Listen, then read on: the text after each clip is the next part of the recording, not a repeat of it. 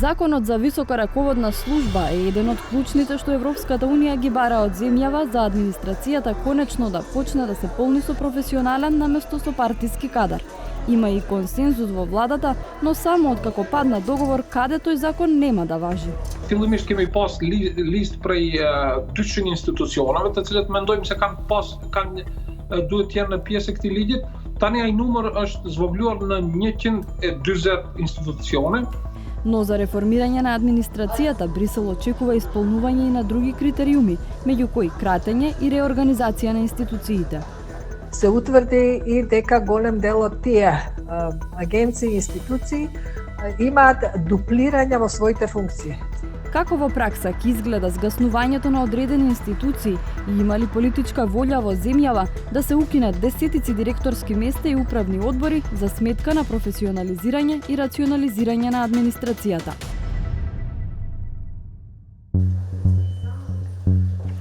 Основана во 2008 година како посебен орган на Министерството за правда, Управата за водење матични книги е институцијата од која граѓаните можат да добијат изводи на родени, починати и венчани. Во сите планови и стратегии за неа пишува дека целосно ќе се дигитализира, со што ќе се надминат грешките за кои толку често е критикувана. Но владата сега има и друг план. Управата за матични книги целосно да се укине. Според проектот за реорганизација на администрацијата, каде Министерството за информатичко општество има водечка улога, се предвидува формирање на агенција за дигитална трансформација, во која би влегла и Управата за матични книги.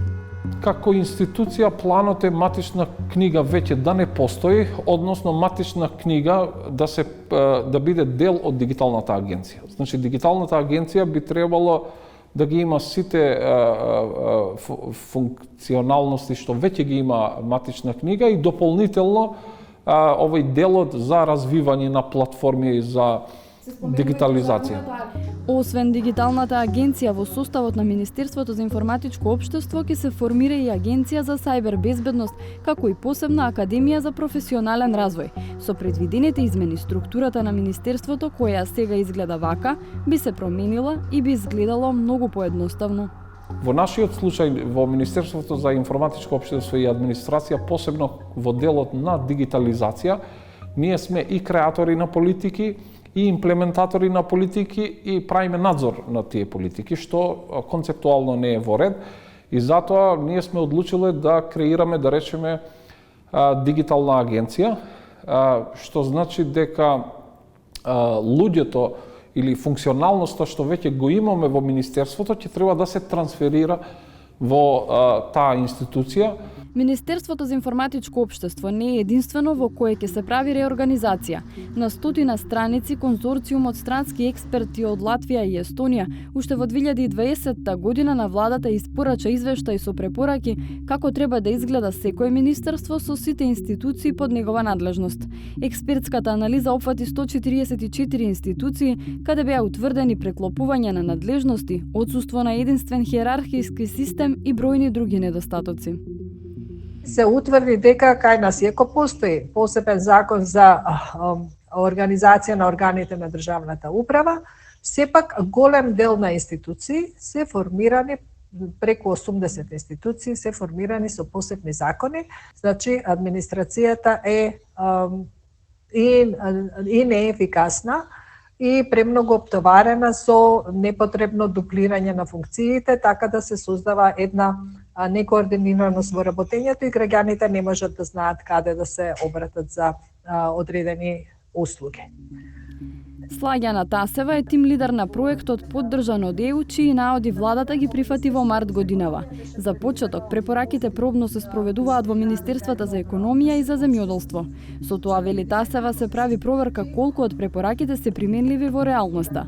Така наречениот реалити чек покажал одстапки од првичниот извештај. Например, во Министерството за економија беше предвидено 8 агенции да се спојат во една.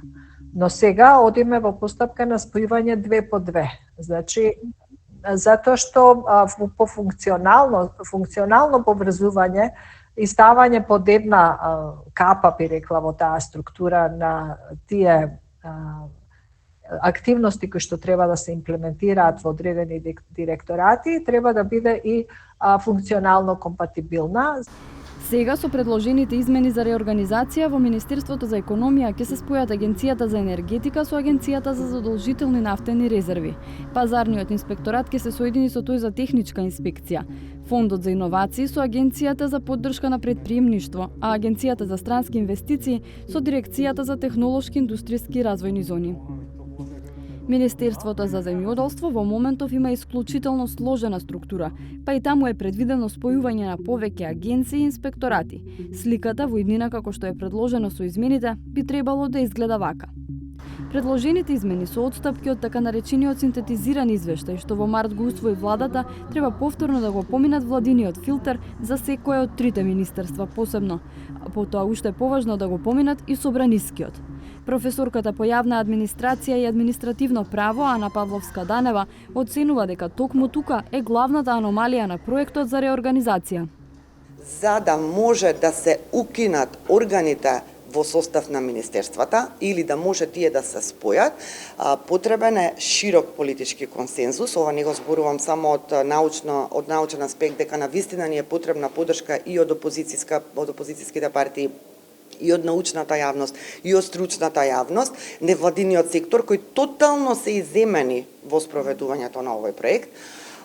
Туку имаме правна пречка. За да тоа се реализира, потребно е да се смени законот за органи на државната управа, кој што е закон што се носи со двотретинско мнозинство, и тоа е добро, бидејќи тој закон и таквиот вид на мнозинство со кој што тој се носи спречува секој премиер, секоја една влада да си создава министерства, да си укинува, да создава нови органи и да ги укинува.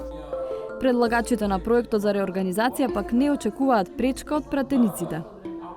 Неќеме да трошиме пари во институции или во управни или надзорни одбори кои не прават ништо.